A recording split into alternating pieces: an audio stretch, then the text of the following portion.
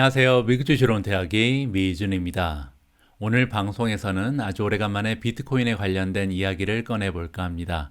지난주 토요일 미국에서는요, 현존하는 최고의 투자자 워렌 버핏이 이끌고 있는 버크셔 해서웨이의 주주총회가 있었습니다.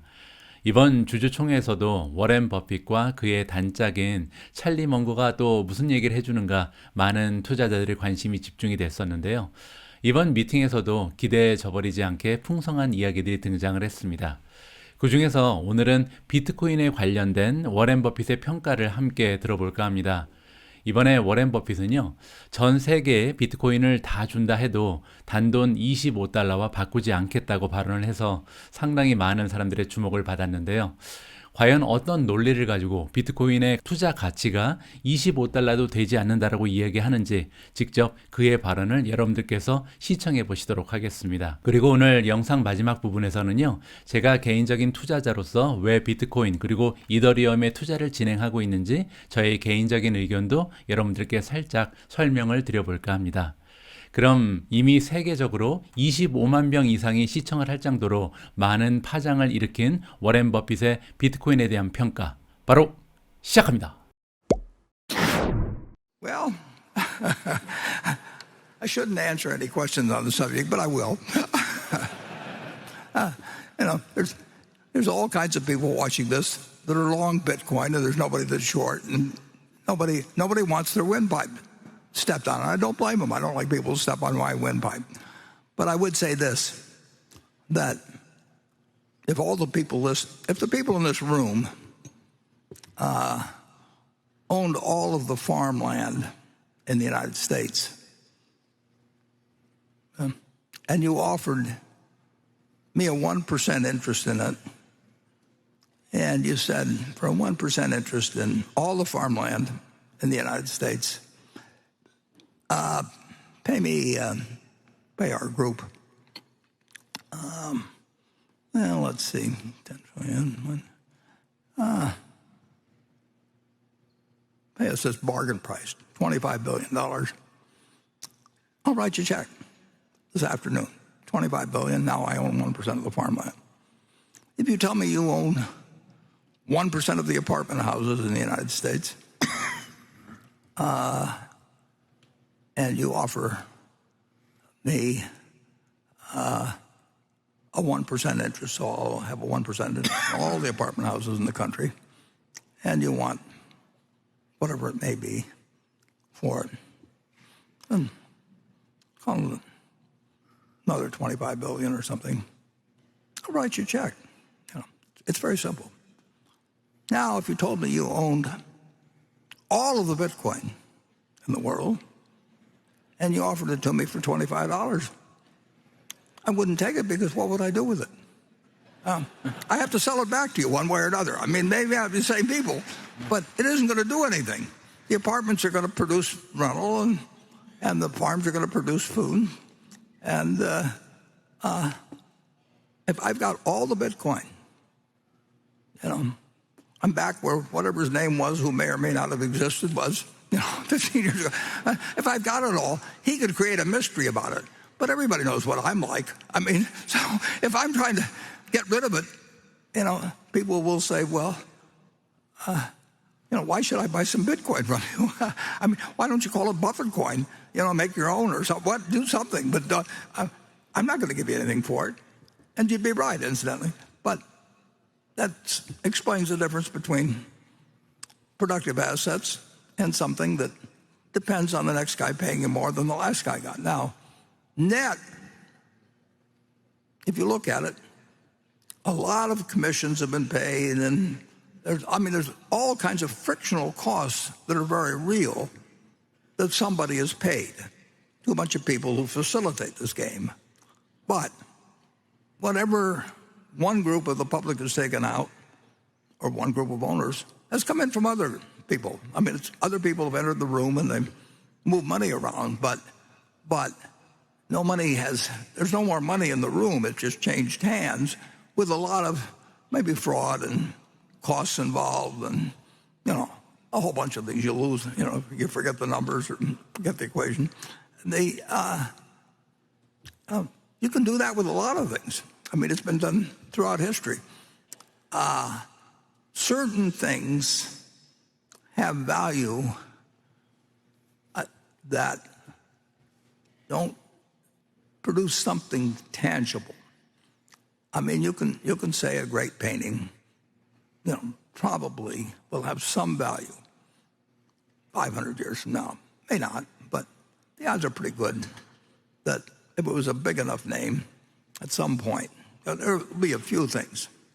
I mean, you can find something. If somebody wants to sell you a pyramid or something, and you can charge the viewers, or it'll be around a long time and won't produce anything. But people will find it interesting to go there because I've read about the pyramids. But basically, assets to have value, they have to deliver something to somebody, and there's only one currency that's acceptable in the United States. I mean, you can come up with all kinds of things. We can put out Berkshire coins, or we can put up Berkshire money or anything like that. But we get in trouble, I guess, if we call it money. But in the end, this is money, and there's no reason in the world why the United States government, whose currency people prefer, there's just under 2.3 trillion just of these little pieces of paper floating around some places, 7,000 for every man, woman, and child in the United States. And of course, most of them probably aren't in the United States. Who knows? But this is the only thing that's money. And anybody that thinks the United States is going to change to where they let Berkshire money replace theirs, is out of their mind. I mean, so anyway, with those few deficiencies, you can, whether it goes up or down in the next year or 5 years, 10 years, I don't know. But the one thing I'm pretty sure of is that it doesn't multiply, it doesn't produce anything. It's got a magic to it, and people have attached magics to lots of things. I mean, the gold on Wall Street, create magic. We are not an insurance company; we're a tech company. Well, they're an insurance company, but a dozen people or so have raised a lot of money. They just say, just don't pay any attention to the fact that we sell insurance. We are a tech company. Well, in the end, they wrote insurance, and overwhelmingly, they've lost a lot of money since then.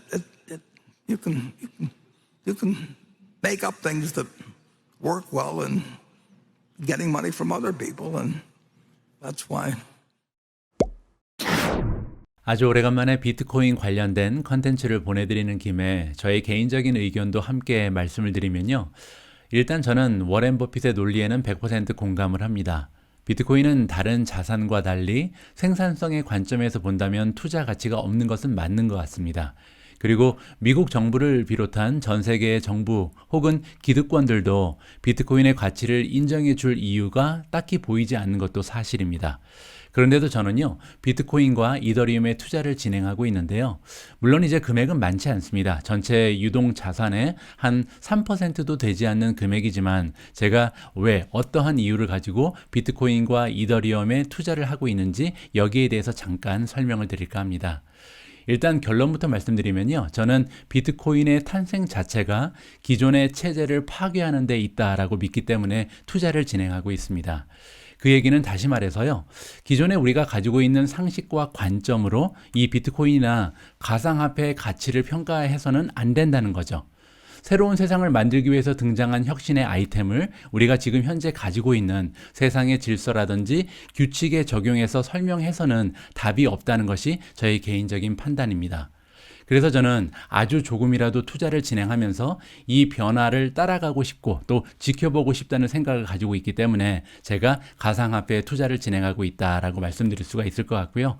또 새로운 세상에 적응하고 뒤지고 싶지 않다는 욕심도 한몫을 하고 있는 것 같습니다. 저는 사실 가상화폐뿐만 아니라 우리가 살아가는 세상에 정말 많은 변화가 앞으로 찾아올 것으로 믿고 있고요. 이 변화의 속도는 계속해서 가속화될 수밖에 없다라고 믿는 사람입니다. 그리고 이런 사실, 그 변화에 대한 두려움 때문에 주식 투자를 시작했다고 해도 과언이 아니고요.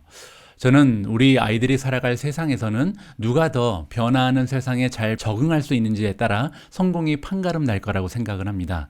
제가 생각하고 있는 미래에 다가올 세상을 하나의 예를 들어서 설명을 드리면요.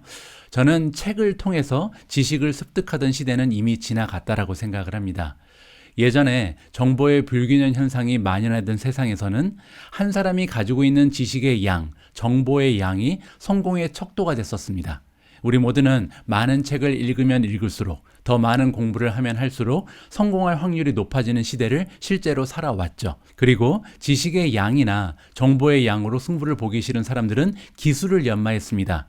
그 기술이 벽돌을 쌓는 기술이던 아니면 사람의 병을 고치는 의술이 되던 이 시간을 투자해서 한 가지 기술을 터득하게 되면 그 기술을 평생 판매하면서 먹고 살 수 있는 시대를 우리가 지금까지 살아왔다라고 저는 보거든요.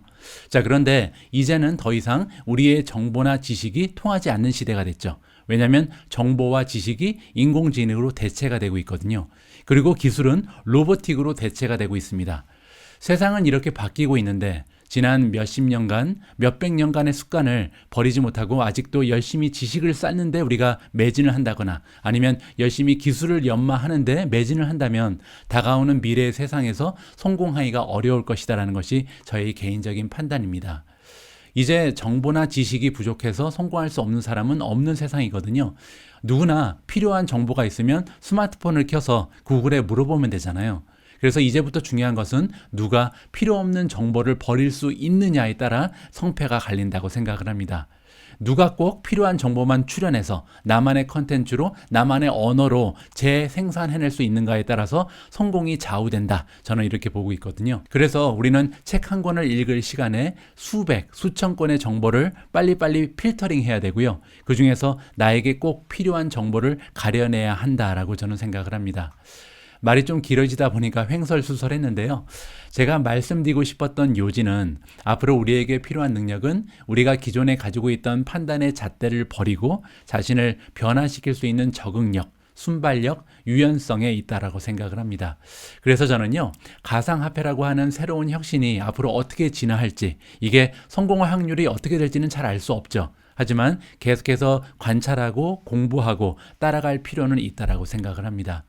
지금으로서는 예측하기 너무 어려운 미래를 여러분들과 제가 함께 공부하고 있지만 계속해서 이렇게 미래에 대한 확신을 가지고 적응해 나간다면 결국 우리가 원하는 투자의 결과도 만들어낼 수 있지 않을까 개인적으로 기대를 하고 있습니다. 우리 모두가 미국 주식 투자로 은퇴하는 그날까지 다 함께 화이팅입니다. 행복한 하루 되세요. 감사합니다.